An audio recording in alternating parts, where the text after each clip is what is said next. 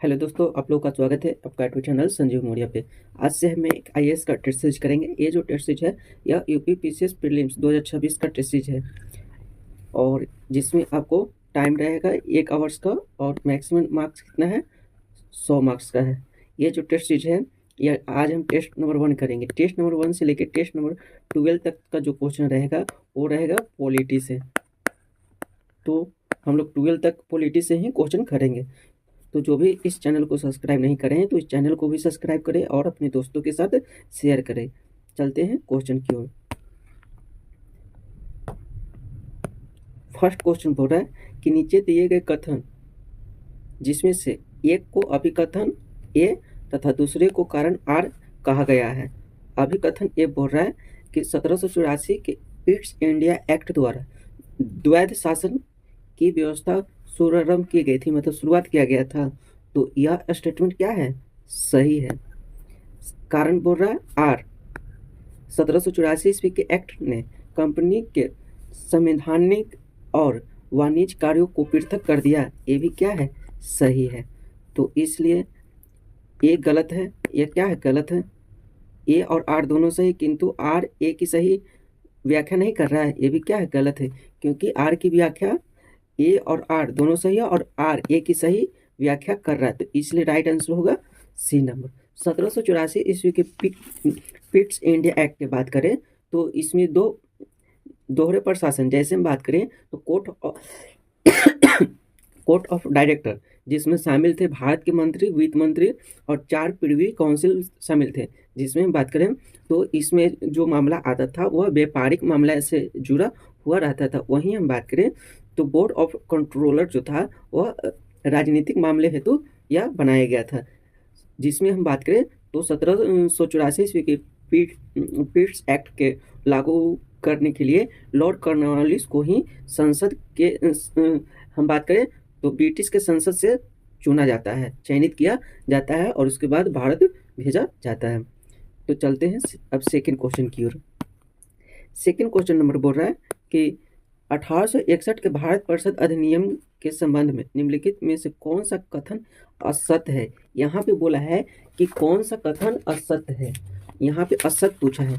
तो फर्स्ट बोल रहा है कि इसके द्वारा बनारस के राजा पटियाला के राजा को विधान परिषद में मनोनीत किया गया।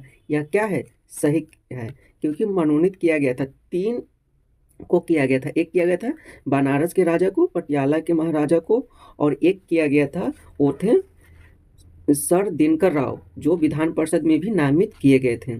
सेकंड ऑप्शन बोल रहा है कि इसने केंद्रीकरण की प्रक्रिया की शुरुआत की। तो ये भी क्या है? 1861 ईस्वी में किया गया था। तो ये भी 1861 ईस्वी के तहत किया गया था। तो ये भी सत्य होगा, ये भी सत्य होगा। लेकिन यहाँ पे असत्य पूछा है। तो इस अधिनियम द्वारा फोटोफोलियो प्रणाली की शुरुआत की गई थी। यह स्टेटमेंट क्या है? गलत है। इस एक्ट के द्वारा फोटोफोलियो प्रणाली की शुरुआत नहीं किया गया था। तो यह जो किया गया था फोटोफोलियो प्रणाली की शुरुआत हम बात करें तो यह लॉर्ड कैनिंग के द्वारा 1859 ईस्वी में प्रारंभ की गई थी, न कि 1861 ईस्वी में। और इसने वायसराय को अध्यादेश जारी करने के लिए अधिकृत किया। ये भी क्या है? 1861 ईस्वी के तहत किया गया था। लेकिन यहाँ पे पूछा है कि कौन असत्य है। तो यहाँ पे असत्य पूछा है, तो इसलिए सी इसका क्या हो जाएगा? राइट आंसर होगा। सी क्या हो जाएगा? राइट आंसर होगा। थर्ड नंबर क्वेश्चन बोल रहा है कि भारत शासन अधिनियम 1935 के संदर्भ में निम्नलिखित में से कौन सा कथन सही है। यहाँ पे पूछा है कि 1935 ईस्वी के अंतर्गत कौन सा कथन सही है। तो फर्स्ट बोल रहा है कि इसके द्वारा अवशिष्ट शक्तियाँ वायसराय को दी गई थी। तो यह स्टेटमेंट क्या है? सही है, क्योंकि यह वायसराय को दिया गया था। सेकंड बोल रहा है कि इसके अंतर्गत भारतीय रिजर्व बैंक की स्थापना की गई थी। ये भी क्या है? सही है, क्योंकि हम बात करें तो आरबीआई एक्ट 1934 ईस्वी में ही 1935 ईस्वी में ही आरबीआई का क्या किया जाता है, गठन किया जाता है। 1935 ईस्वी के भारत शासन अधिनियम के अंतर्गत हम बात करें तो यह जो था गोलमेज सम्मेलन के असफलता के बाद भारत यह आया था। और इस अधिनियम के अंतर्गत हम बात करें तो संघ सूची, राज सूची और समवर्ती सूची के आधार पर शक्तियों का बंटवारा किया गया था और अवशिष्ट शक्तियाँ वायसराय को दी गई थी। जो भी शक्तियाँ बची वो किसको दी गई थी, वायसराय को दी गई थी। वहीं हम बात करें तो सिविल सर्विस के क्षेत्र में बात करें तो यूपीएससी और स्टेट पीसीएस की भी स्थापना 1935 ईस्वी के अंतर्गत ही किया गया था। और बात करें तो बर्मा भी भारत से अलग 1936 ईस्वी में हुआ, बर्मा भारत से अलग हुआ था 1935 ईस्वी के अंतर्गत ही, और 1936 ईस्वी में उड़ीसा का भी निर्माण किया गया। तो इसलिए यहाँ पे 1 और 2 सही है, तो राइट आंसर होगा डी नंबर। 4 नंबर क्वेश्चन बोल रहा है कि भारत स्वतंत्रता अधिनियम 1947 के संदर्भ में निम्नलिखित कथनों पर विचार कीजिए। यहाँ पे बोला है निम्नलिखित कथनों पर विचार कीजिए। इसने भारत का विभाजन कर 2 स्वतंत्र डोमिनियन की स्थापना की थी। यह स्टेटमेंट बिल्कुल सही है। दो डोमिनियन की स्थापना किया गया था। जो फर्स्ट था वो था भारत और सेकेंड जो बना वो बना पाकिस्तान। कब बना था? 15 अगस्त 1947 को भारत और पाकिस्तान 2 डोमिनियन स्टेट मतलब राज्य का गठन किया गया था।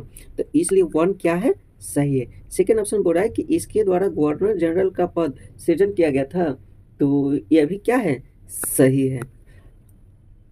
बात करें तो इन राज्यों के द्वारा ही गवर्नर जनरल का पद को क्या किया गया था? सृजित किया गया था। और माउंटबेटन जो था वह भारत का प्रथम गवर्नर जनरल बना, जबकि जो जिन्ना था वह पाकिस्तान का क्या बना था? गवर्नर जनरल बना था।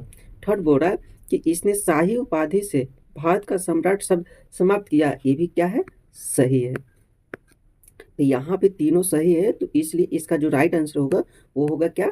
D number. 1947 ईस्वी मतलब भारत स्वतंत्रता अधिनियम 1947 ईस्वी की बात करें तो यह 3 जून 1947 को वायसराय लॉर्ड माउंटबेटन ने विभाजन की योजना को पेश किया था। वहीं बात करें तो जिसे इस जो पेश किया था इसे हम लोग माउंटबेटन योजना के नाम से भी हम लोग जानते हैं। इस योजना में जो था वह कांग्रेस और मुस्लिम लीग दोनों ने ही स्वीकार किया था, दोनों ने ही अपनाया था। और इस 1947 ईस्वी के अधिनियम के अंतर्गत वायसराय के पद को क्या किया दिया गया था? समाप्त किया गया था।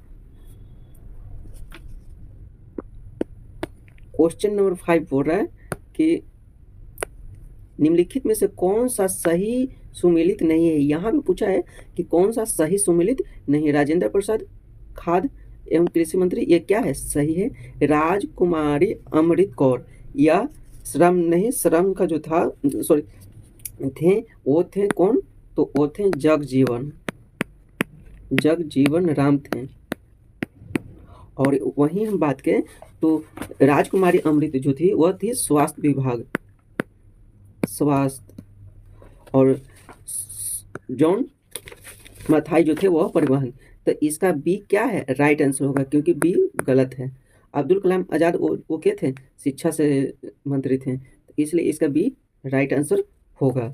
वहीं हम बात करें तो ये सब जो दिया गया है यह हम बात करें स्वतंत्र भारत का पहला मंत्रिमंडल था। स्वतंत्र भारत का यह क्या था?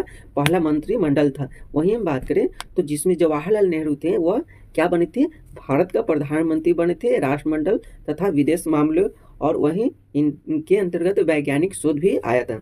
वहीं सरदार वल्लभ भाई पटेल थे जिनको मंत्री बनाया गया था, गृह मंत्रालय दिया गया, सूचना और प्रसारण दिया गया। वहीं हम बात करें तो डॉक्टर भीमराव अम्बेडकर का क्या मिला था विभाग? तो वो मिला था डॉक्टर भीमराव विधि का विभाग मिला गया था।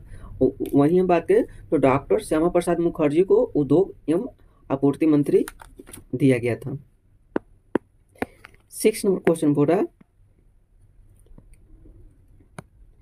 संविधान सभा के संदर्भ में निम्नलिखित में से कौन सा कथन सही है। यहाँ पे पूछा है कि कौन सा कथन सही है। फर्स्ट कथन बोल रहा है कि संविधान सभा द्वारा शेर का प्रतीक के रूप में मोहर में अपनाया गया। यह क्या है? गलत है, क्योंकि शेर नहीं किसको? हाथी को था। सेकेंड नंबर क्वेश्चन बोल रहा है कि एल एन मुखर्जी संविधान सभा के प्रमुख प्रारूप थे, यह क्या है, सही है, क्योंकि इन्हें ही हम लोग चीफ ड्राफ्टमैन भी हम लोग बोलते हैं, तो इसलिए राइट आंसर होगा सी। 7 नंबर क्वेश्चन बोल रहा है, 7 नंबर क्वेश्चन बोल रहा है कि संविधान के परिवर्तन के साथ ही निम्नलिखित में से कौन सा अधिनियम समाप्त किया गया था। कौन सा वो अधिनियम को समाप्त किया गया था, तो वो जो अधिनियम था वो था भारत स्वतंत्रता अधिनियम 1947, ये क्या है, सही है। भारत शासन अधिनियम 1935, ये भी क्या है, सही है। ये दोनों को क्या किया गया था, समाप्त कर दिया गया था। वहीं हम बात करें तो एवोल्यूशन ऑफ प्रिवी काउंसिल को इसे समाप्त नहीं किया गया था, तो यहाँ पे बोला है कि कौन सही है, तो यहाँ पे 1 और 2 सही, तो इसलिए राइट आंसर होगा ये नंबर। वहीं हम बात करें तो एवोल्यूशन ऑफ प्रिवी काउंसिल के अंतर्गत वो कौन कौन सा था, तो इसके अंतर्गत हम बात करें तो यह 26 नवंबर 1949 को नागरिकता वहीं चुनाव तदर्थ संसद अस्थायी परिवर्तनशील नियम बनाए गए थे। इसमें आर्टिकल की बात करें तो इसमें आर्टिकल 5, 6, 7, 8, 9, 16 ये सब लागू किया गया था, तो इसलिए इसका 1 ये क्या हो जाएगा, राइट आंसर होगा।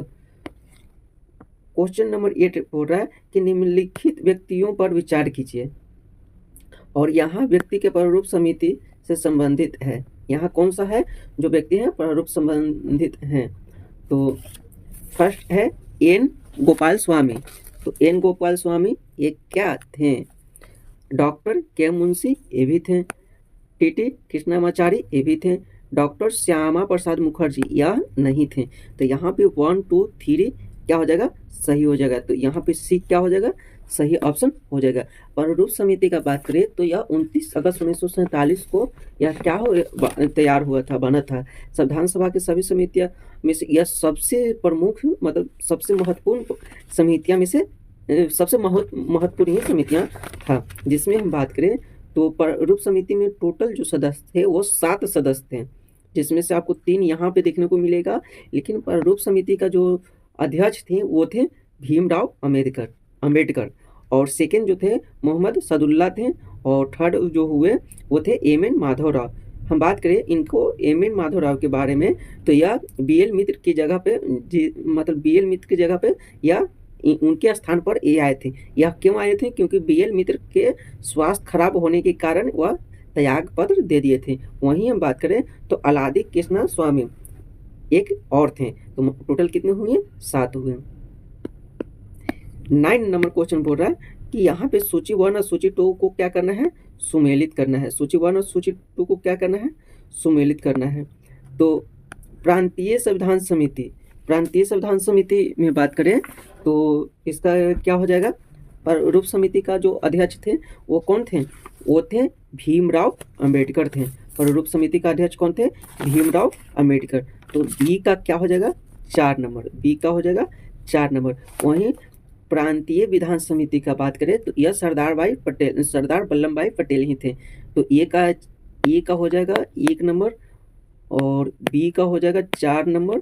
वहीं मौलिक अधिकार उप समिति का जो अध्यक्ष थे वह थे जेवी कृपलानी, तो सी का हो जाएगा 2 नंबर, और बाकी बचा डी, तो डी का हो जाएगा 3 नंबर। तो 1, 4, 2, 3 इसका राइट आंसर होगा। तो 1, 4, 2, 3 कहाँ पे है, डी, तो इसका राइट आंसर होगा क्या, डी नंबर। 10 नंबर क्वेश्चन बोल रहा है कि संविधान सभा के संदर्भ में निम्नलिखित में से कौन सा कथन सही है। यहाँ पे पूछा है कि कौन सा कथन सही है। फर्स्ट बोल रहा है कि इसका गठन नवंबर 1946 में हुआ था, तो यह क्या है, यह सही है, यह सही है। इसमें महिलाओं के स्थान नहीं दिया गया था, यह स्टेटमेंट क्या है, गलत है, क्योंकि इसमें महिलाओं का स्थान दिया गया था।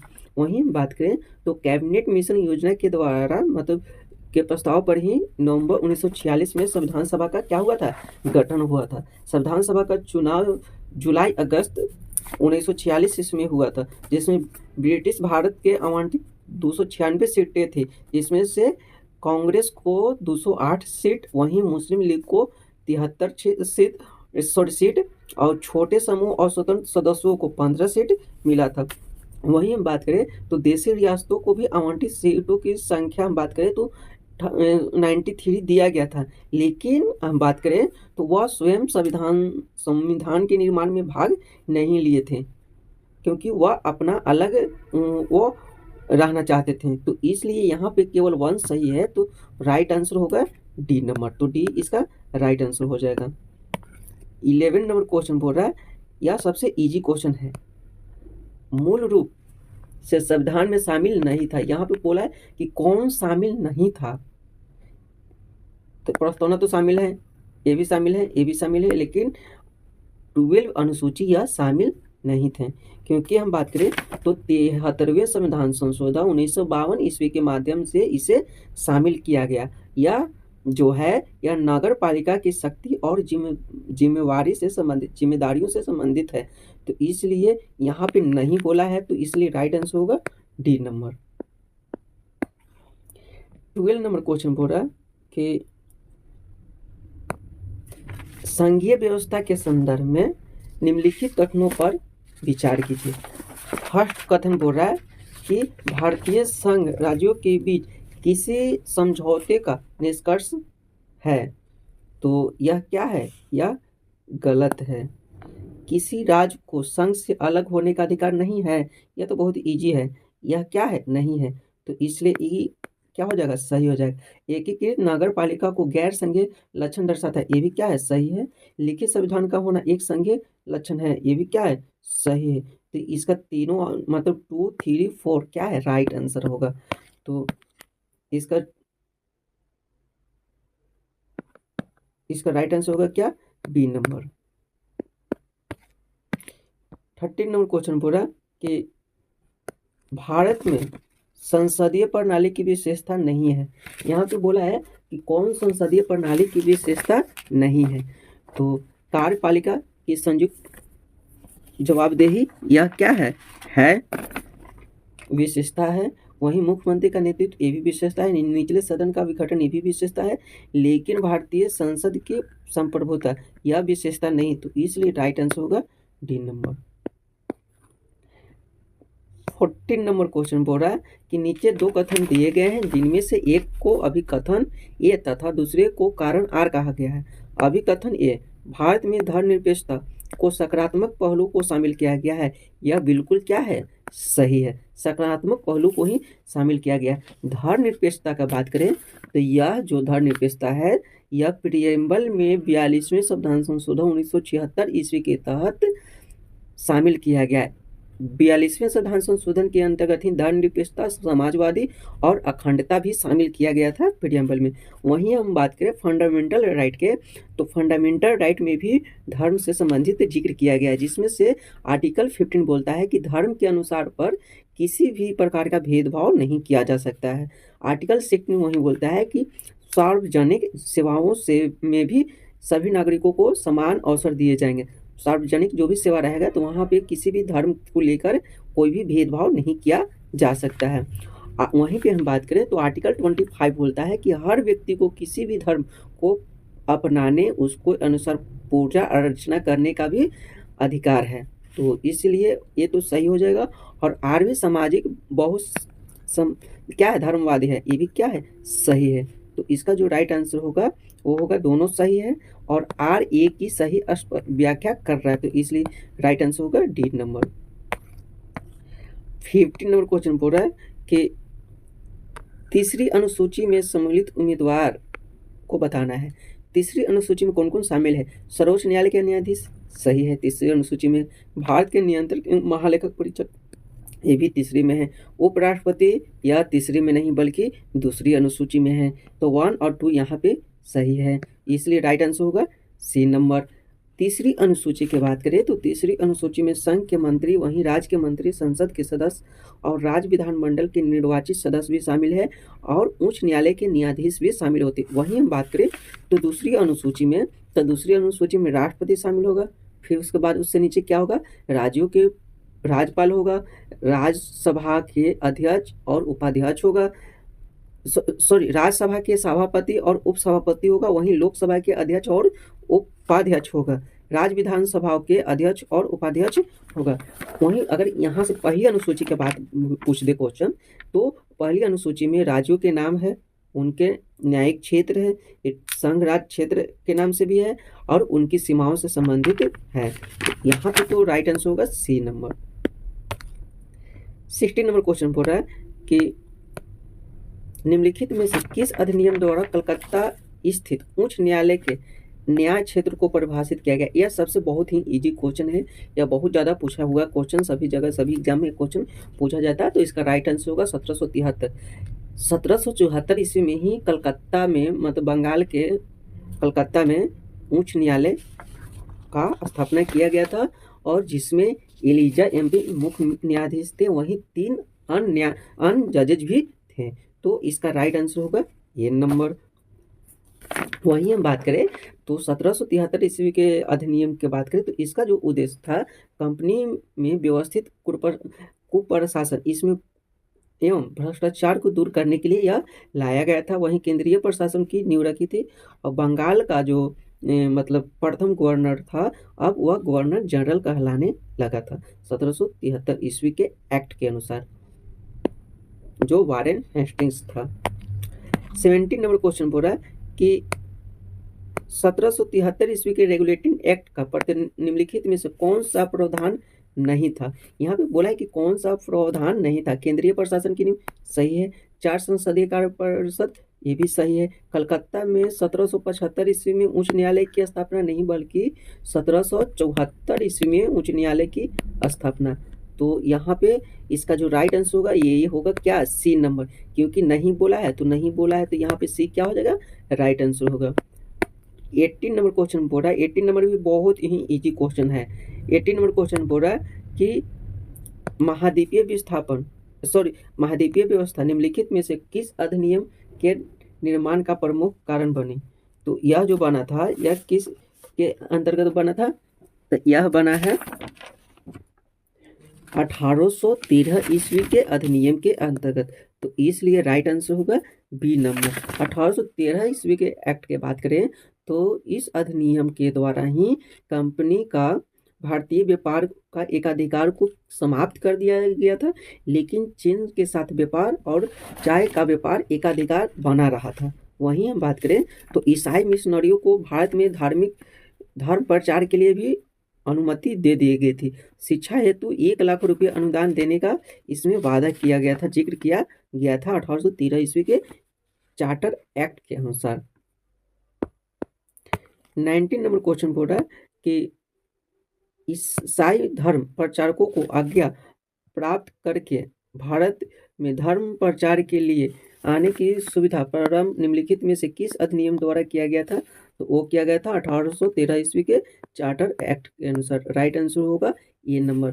1813 ईस्वी के चार्टर एक्ट के अंतर्गत हम बात करें तो कंपनी को अगले 20 वर्ष के लिए भारतीय प्रदेशों तथा राजस्व का नियंत्रण का एक अधिकार दे दिया गया था। 20 नंबर क्वेश्चन पूरा है कि 1833 ईस्वी का चार्टर अधिनियम के संदर्भ में निम्नलिखित में से कौन सा कथन सही है। यहाँ पे 1833 ईस्वी का चार्टर एक्ट के अंतर्गत पूछा है। तो भारत के गवर्नर जनरल को विधायिका के अधिकारों को सीमित कर दिया गया था, यह क्या है, गलत है, क्योंकि सीमित नहीं असीमित कर दिया गया था। तो यह क्या हो जाएगा, गलत हो जाएगा। ईस्ट इंडिया कंपनी के व्यापारिक निकास संबंधी गतिविधियों को समाप्त किया गया था, तो यह क्या है, सही है। तो राइट आंसर होगा क्या, सी नंबर। 21 नंबर क्वेश्चन बोल रहा है कि 1853 का चार्टर अधिनियम द्वारा गवर्नर जनरल की परिषद में कितने नए सदस्य की नियुक्ति किया गया था। तो इसका बात करें तो वह किया गया था 6 का किया गया था। तो इसका राइट आंसर होगा क्या, 6।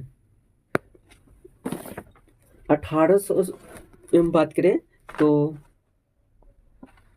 1853 ईस्वी के चार्टर एक्ट की बात करें तो यह गवर्नर जनरल की परिषद के विधायी एवं प्रशासनिक कार्यों को भी अलग कर दिया गया था। मतलब विधायी कार्य अलग रहेगा और प्रशासनिक कार्य भी क्या होगा, अलग होगा।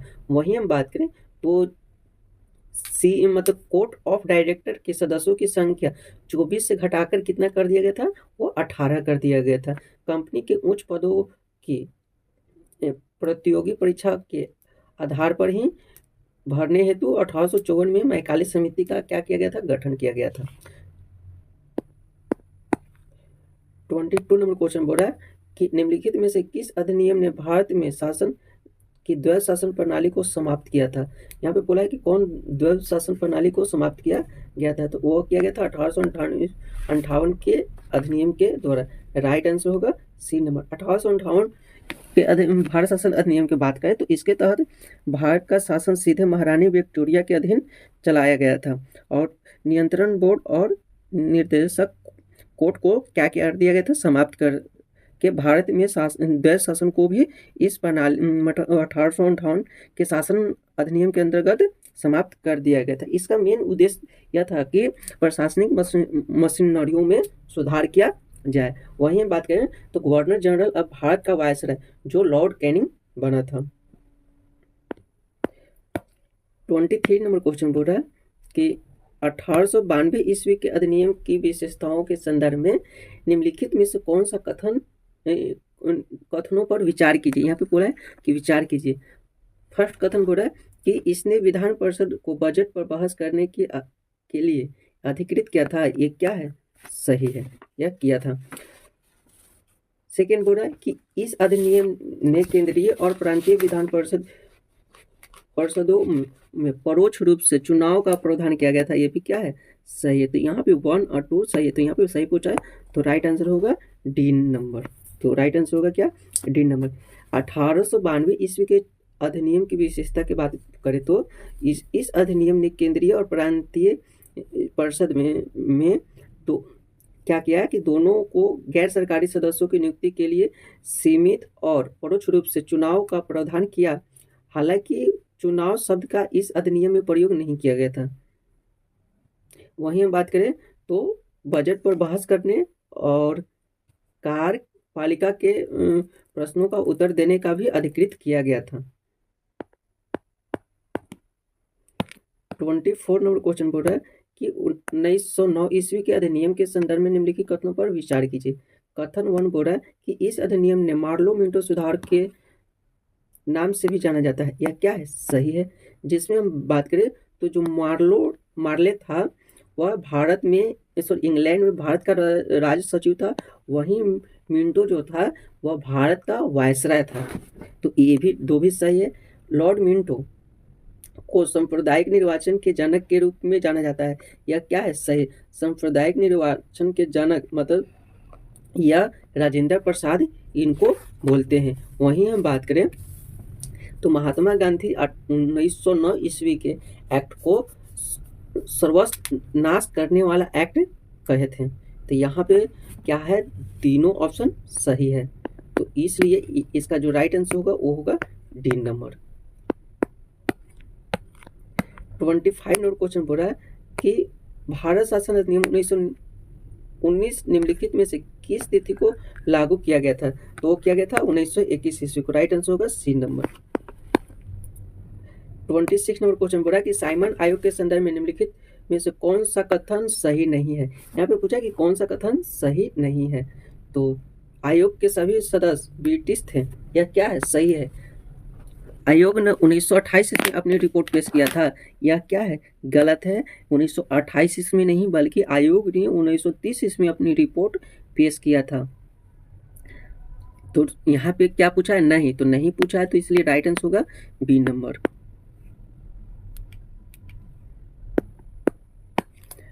27 नंबर क्वेश्चन बोल रहा है कि निम्नलिखित में से किसके द्वारा संयुक्त हिंदू निर्वाचन व्यवस्था को बरकरार रखा गया, तो वह किसके अंतर्गत रखा गया था, तो वह पूना समझौता के अंतर्गत रखा गया था। तो इसलिए राइट ऑप्शन होगा क्या, बी नंबर। 28 नंबर क्वेश्चन बोल रहा है कि सभी भारतीय स्वतंत्रता पूर्वक अपनी योग्यता अनुसार प्रशासनिक पदों को प्राप्त करने में सक्षम होंगे। उपयुक्त घोषणा निम्नलिखित में से किसके द्वारा दी गई थी, तो यह जो घोषणा है यह किसके द्वारा दी गई थी, तो यह दिया गया था 1858 ईस्वी के सामग्री घोषणा द्वारा। राइट आंसर होगा क्या, सी नंबर। 29 नंबर क्वेश्चन बोल रहा है कि 1813 ईस्वी 1833 ईस्वी अधिनियम के संदर्भ में निम्नलिखित कथनों में कौन सा कथन सही है। फर्स्ट बोला कि बंगाल का गवर्नर जनरल एक 4 सदस्यीय कार्यकारी परिषद का गठन किया गया था। यह क्या है, गलत है, क्योंकि यह 1833 ईस्वी में नहीं बल्कि 1773 ईस्वी के अंतर्गत यह किया गया था। वहीं भारत भी बोला कि भारत का गवर्नर जनरल में सभी नागरिक और सैन्य शक्ति निहित कर दी गई थी। यह क्या है, सही है। सी नंबर बोला कि भारत का गवर्नर जनरल ब्रिटिश ताज का प्रत्यक्ष रूप से प्रतिनिधि था। यह क्या है, गलत है, क्योंकि 1833 में नहीं बल्कि 1858 ईस्वी के अधिनियम में गवर्नर जनरल का पद मतलब नाम बदलकर भारत का वायसराय कर दिया गया था। वहीं जो भारत का प्रथम वायसराय बना वह बना था लॉर्ड कैनिंग बना था।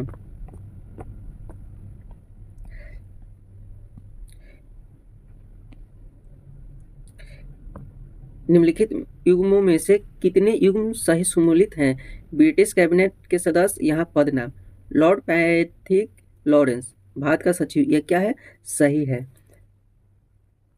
सर स्टेफर्ड क्रिप्स यह कौन था, यह व्यापार बोर्ड के अध्यक्ष था। तो यह क्या है, यह गलत है, क्योंकि यहाँ पे यह गलत है। एवी अलेक्जेंडर यह नौसेना मंत्री था। तो यहाँ पर केवल कौन सही है, तो एक सही है, तो केवल ए सही। राइट आंसर होगा ए नंबर। 31 नंबर क्वेश्चन बोल रहा है कि भारत शासन अधिनियम 1919 के संदर्भ में निम्नलिखित कथनों पर विचार कीजिए। फर्स्ट बोल रहा है कि इस कानून ने लंदन में भारत के उच्चायुक्त कार्यालय का सृजन किया गया था। यह क्या है, सही है। इससे एक लोक सेवा आयोग का गठन किया गया था। ये भी क्या है, सही है। तो राइट आंसर होगा डी नंबर। 32 नंबर क्वेश्चन बोल रहा है, बहुत ही इजी क्वेश्चन है कि स्वतंत्र भारत के पहले मंत्रिमंडल 1947 में निम्नलिखित में से कौन शिक्षा मंत्री थे। तो वो थे मौलाना अब्दुल कलाम आजाद, वो शिक्षा मंत्री थे। वहीं बात करें तो RA षणमुगम सेठी जो थे वह वित्त मंत्री थे। वहीं बात करें तो जगजीवन राम यह श्रम मंत्री थे और जॉन मथाई वह रेलवे एवं परिवहन मंत्री थे। तो इसलिए इसका राइट आंसर होगा सी नंबर। 33 नंबर क्वेश्चन बोल रहा है कि निम्नलिखित कथनों पर विचार कीजिए। संविधान सभा के गठन का विचार वर्ष 1934 ईस्वी में पहली बार M.N. राव ने रखा। यह क्या है, सही है।